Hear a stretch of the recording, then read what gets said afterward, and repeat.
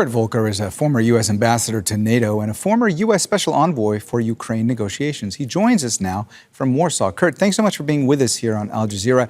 Ukrainian President Volodymyr Zelenskyy slammed the meeting that took place in Riyadh. He called them talks about Ukraine without Ukraine. U.S. Secretary of State Marco Rubio said in Riyadh that European leaders in Ukraine will be consulted on reaching an end to the war. What do you make of all that? And when do you think Ukraine will be consulted? Right. Well, I think that they're making a lot out of not very much. When we have done these kind of discussions in the past, for instance, during the Obama administration, and then later when I was a special representative, we had consultations with Ukraine, with the European Union, with NATO.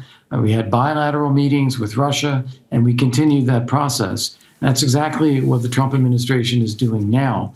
And there have been consultations with Ukraine. I think President Trump had met with Zelenskyy twice in the course of the autumn, had two phone conversations with him, had a phone call with Putin, and then called Zelenskyy again immediately. The vice president met with Zelenskyy in Munich. The Treasury Secretary met with him in Kyiv. And there will be ongoing consultations with Ukraine as well as with the European allies as this process unfolds.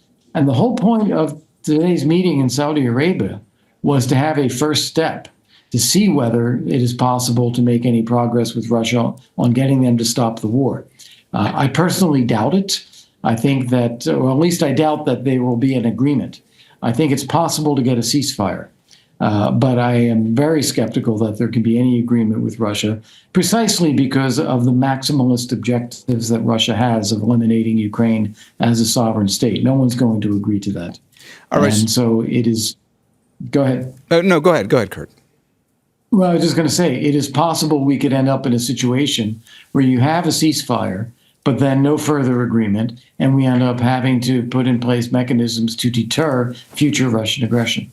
All right. So, Kurt, you mentioned that the U.S. will be consulting with Ukraine. They will have consultations with Europe. But there have been a lot of EU countries that have expressed concern, saying that they have been sidelined in all of these talks. How will the U.S. address those concerns? Well, again, those concerns are not exactly accurate, because we've had consultations with the Europeans in NATO, in bilaterally in capitals, in addition to with the Ukrainians as well. And they will continue. So we'll have more NATO meetings. Keith Kellogg, the special representative, was at the EU today, I believe. He was at NATO yesterday. Now he's on his way to Ukraine. There's going to be an ongoing series of conversations. And this is the way diplomacy works. There isn't a single table here. It is people talking, communicating, seeing what's possible. Kurt, would a lasting war settlement include trying to bring Ukraine closer to NATO? The Trump administration has made it clear that a NATO membership path for Ukraine is not going to be part of a settlement. And I think that's exactly right, because when we say settlement, we're talking about an agreement with Russia. And Russia will never agree to Ukraine's NATO membership, nor should we be asking Russia. It's none of their business. This is something for Ukraine and NATO to decide themselves. And that's something that would happen in a separate conversation. So I think leaving NATO out of this for now is the right step. All right, Kurt, we started this conversation talking about the meetings that took place in Saudi Arabia. I want to bring that up again because Ukrainian President Zelenskyy was scheduled to visit Saudi Arabia this week. He's now postponed that visit. What to make of that delay, and how much pressure is Zelenskyy under right now? Well, I think Zelenskyy wanted to avoid the appearance that there is some direct Ukrainian connectivity to this U.S.-Russia bilateral consultation. They want to keep a distance from that. They want to hear from the United States and make decisions on their own about what to do next. So I don't think they wanted to make it seem that proximate that they're having these conversations in Saudi Arabia as well.